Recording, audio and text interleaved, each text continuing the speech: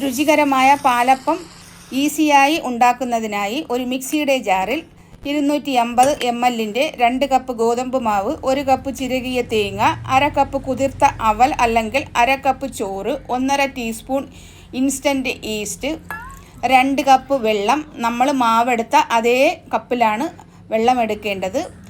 1 spoon പഞ്ചസാര എല്ലാം കൂടി നന്നായി അടിച്ച് ഒരു ബൗളിലേക്ക് മാറ്റി 1 സ്പൂൺ കോക്കനട്ട് ഓയിൽ, 1/4 കപ്പ് ചൂടായ വെള്ളം, ആവശ്യത്തിന് ഉപ്പും കൂടി ചേർത്ത് നന്നായി ഇളക്കി യോജിപ്പിച്ച് അരമണിക്കൂർ റെസ്റ്റ് ചെയ്യാനായി വയ്ക്കാം. അരമണിക്കൂർ കഴിയുമ്പോൾ നന്നായി മാവ് പൊങ്ങി വരും. ചൂടായ അപ്പച്ചട്ടിയിൽ മാവ് കോരിയൊഴിച്ച് ചുറ്റിച്ച് ലോ ഫ്ലെയിമിൽ അടച്ച് വച്ച് എടുത്താൽ വളരെ ടേസ്റ്റി ആയിട്ടുള്ള ഈസി ആയിട്ടുള്ള ഗോതമ്പ് പാലപ്പം റെഡി. ഈ വീഡിയോ നിങ്ങൾക്ക്